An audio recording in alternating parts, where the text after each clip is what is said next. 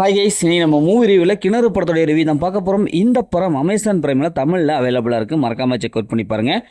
இது ஒரு யதார்த்தமான ஒரு ஃபீலிங்கை உண்டாக்குற படமாக வெளிவந்திருக்கு. இப்போ இந்த படத்துடைய கதையை பார்த்துடலாம்.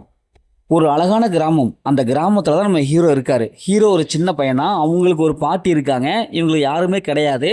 நம்ம ஹீரோவுக்கே கிணத்துல குளிக்கணும்னா சூப்பரான ஒரு ஆசை.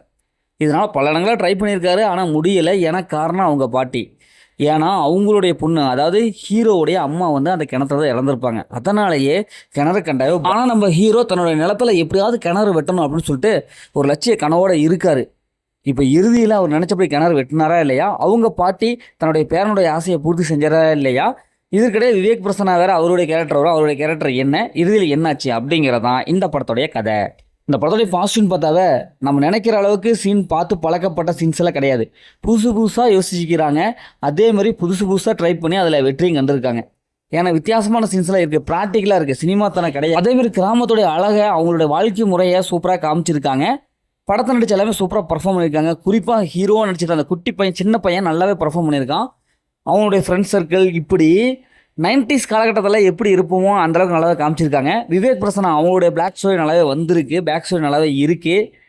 படத்துடைய பிஜிஎம் பொறுத்தவரைக்கும் நல்லாவே இருக்குது. அதேமாதிரி சினிமாட்டோகிராஃபி நான் சொன்ன மாதிரி கலர்ஃபுல்லான ஒரு கிராமத்தை அழகாக காமிச்சிருக்காங்க. ஸ்க்ரீன் பிளே பொறுத்தவரைக்கும் ரசிக்கிற மாதிரி இருக்குது, நிறையா சீன்ஸாக ரசிக்கிற மாதிரி இருக்குது, புதுசாக இருக்குது. படத்துடைய மைனஸ்ன்னு பார்த்தாவே எனக்கு பெரிய ஆக்ஷன் படம்லாம் வேணும், அதிரடி படம் வேணும், மசாலா படம் வேணும் அப்படிங்கிறதுக்கு இந்த படம் கண்டிப்பாக செட் ஆகாது. ஏன்னா ஸ்க்ரீன் பிளே பொறுத்தவரைக்கும் ரொம்ப ஸ்லோவாக தான் போகுது.